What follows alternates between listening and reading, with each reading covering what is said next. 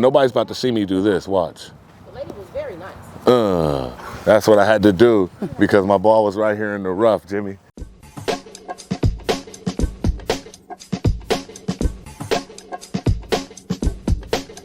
Oh, you killed a squirrel. Quickly, we're out here at Southern California golfing, and a lot of this material that we're going to capture here on the golf course is stuff that's going to go out to people that don't even know necessarily what we do, what I do, what you do, so on and so forth. So that's a lot of the reason why we're out here. And so I have never taken a golf lesson in my life. Actually, I was forced to learn the golf game as a kid. My uncle was so savvy, he used to drop us off on the third hole, not pay, gave us a few clubs, and just tell me and my cousin Lump, just enjoy yourselves. Right. Now that I know illegal is like, you know what I mean? But it forced us to learn the game to where when I got to college and other places, golf became enjoyable. Right. And I wasn't intimidated of the game. And that's what I think a lot of people are in today. They're intimidated of the game because they may not know how to play or can afford a set of clubs or things like that. But it's exposure. I can't even see it, but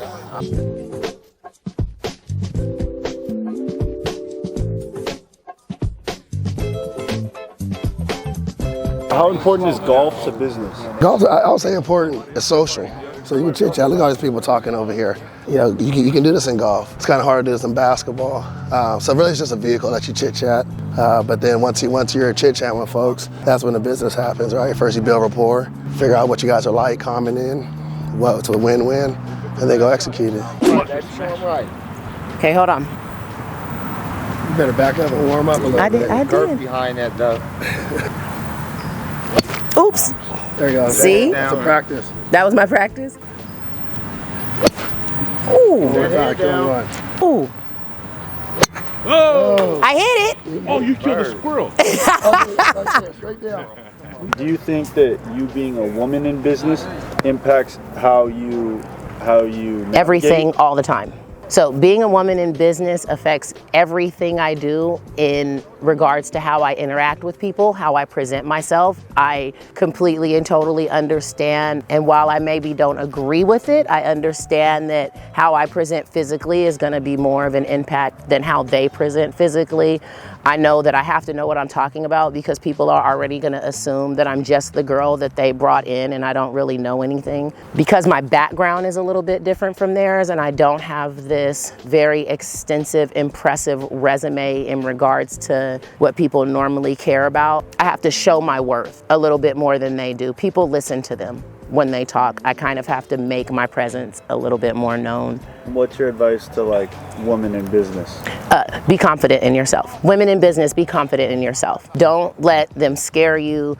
Don't let the society norms or the ideals of what people, or that box that people have put you in, don't pay attention to the box. Bust through the box. I've never been someone that's scared, and I think that that has helped me get to where I'm at, and it allows me to try a lot of new things and test myself in a lot of new ways. But if you don't have that, you just practice it. I tell my husband and my kids all the time that you can't build confidence without having accomplishments. You have to try new things and then succeed in those things, and your brain will reinforce to itself that you can do it. And then the next time you're faced with something new or different, you have more confidence in going into it. And after a while, like, people laugh at me because I'll try anything. I'm out here, I don't care. You're about to shoot? My bad. I thought you were one of the golfers. No. I need a ball. Where's the ball? You gotta keep your ball. Keep your ball. Oh! I hit it. It's okay. I'll put it down at the next hole. I told you don't have to be good. What do you think about your wife's golf performance today? Oh man, what do you mean? She's horrible. But I love it, man. This is us getting out of our element, us getting out of our comfort zone. And What do you think about that? so I think it's awesome.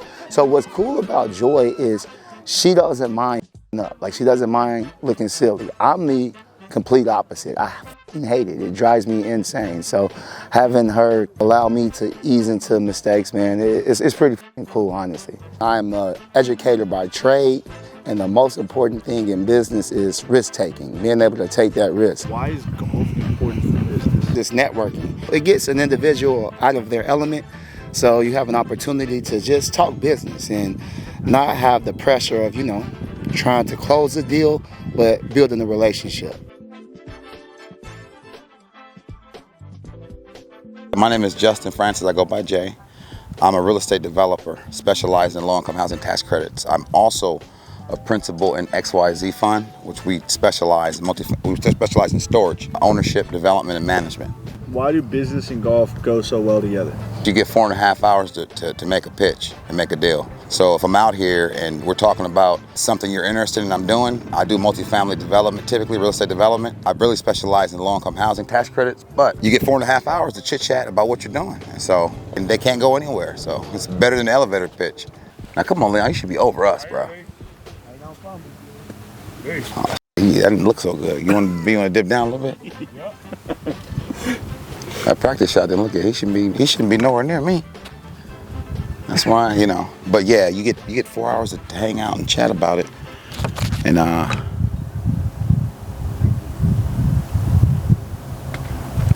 you go. Nice. Nicely. Oh, a little bit short.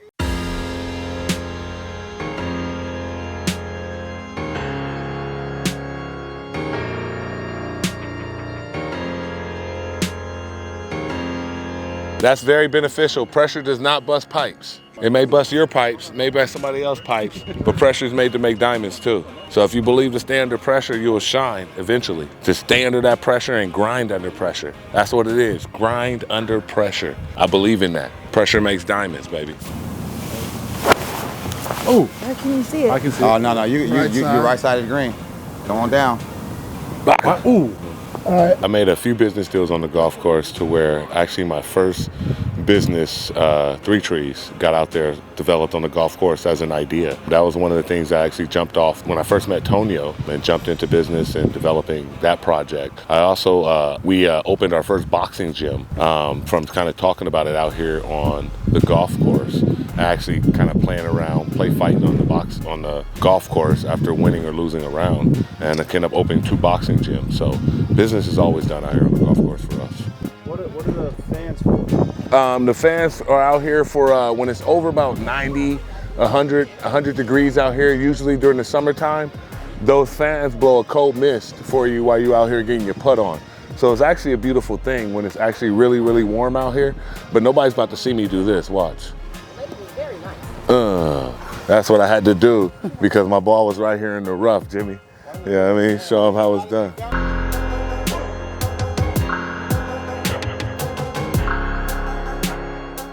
A private investor or portfolio, you know, someone that can help you with that type of investments at all times, someone you can just call. Right. They have the BRRRR strategy. The buy, have you heard of the BRRRR strategy? Yeah. The buy, you know, and this is some of these people, I always keep 2 or 3 private investors in their back pocket because they're buying and flipping so many times. Yeah. So what's the BRRRR? Buy, rehab, refinance, rent, and repeat. Right. So and when you repeat those 5, the BRRRR, and before you know it, they go, someone like Ira goes from buying once, does it, all of a sudden there's 2 or 3 and they start multiplying just because within 9 months, 12 years, not only are they getting their money back that they put down, but they're making a percentage of dollars on it, and then that process, it just grows and it just keeps repeating itself. But yeah, so always have a good private investor in your back pocket that will do loans that obviously your typical banks won't do. One, never use your own money. Always have, whether it's private investors or lenders or whatnot in your back pocket, that if whatever purchase or refinance you're trying to do meets their guidelines, always maximize your leverage. If they have a program, they'll give you 90% financing and you're okay putting 50% down. If it's a property you're not going to keep for a while, it's just an investment property, always maximize your leverage. Don't use your own money. So if you can get to 90% max loan to value, that's the way to go. So some people think that, oh no, I don't want to have much debt, so I'm going to pay that off here and I'll use my own money, but that money can be employed somewhere else as opposed to your own money, use their money and just continue to flip that process. We get calls and inquiries from all over the country, especially for hard money loans. Your lender that, you know, your typical lender can't do their cookie cutter loan, we come in with private investors and we find solutions for you, whether it's maximizing leverage, up to 100% financing on some commercial properties, or just finding a lender that's willing to give you a $25 million loan that a regular bank will never do. What is Whayle? Like, what are you guys trying to do with Whayle? So I mean, for the most part, you know, it's truly a wealth building community, and we don't define wealth because it's different for a lot of people. But for me, most of the time it's probably something like monetary, but then also time. Time is one where a lot of people call wealth. So it's a wealth building community. And the thought process is, if you're, whatever your craft is, whatever your duty is, if you can follow 3 E's, so you educate yourself on it, and then you get experiences and exposure. And once you can get those things and learn and continue to be honest with yourself and gap assess, you'll get pretty good at it. So now all you gotta do is stay engaged. That's what Whayle community is about. And so what it is bringing people that want to be whales, people that already are whales. You know, if you say, why would you want to be a whale? If you're a whale, why would you want it? Well, you get access to people that are very interested. If you're already a whale, you might be in those spaces where you can bump into people that need that utility. But then on the other end, you know, we do want to give out mentorship. A lot of times it is stuff like free consulting. Doing Whale Tank, where it's similar to what you hear about Shark Tank, but we give out $40,000 on good business ideas. But then, you know, even those people that might not win, they're still going to meet a friend in there that can help them on their craft. You know, I'll still be listening. I'm sure there's a lot more than just that first place winner that'll be very interesting. And that's what Whayle wants to bring to you. These are the things that, when you ask that question, what is Whayle? That's what we're trying to bring to everybody, not just the NFT community, but to everybody as a whole. But we talk some business, we talk some golf. That's right. You know, got me loose, got me back in my element. You know, I started throwing darts in the back 9. So, you know, it actually ended pretty decently. I'll tally her up here in a little bit. All right. Good day. That's it. Let's do it. Whayle. Whayle.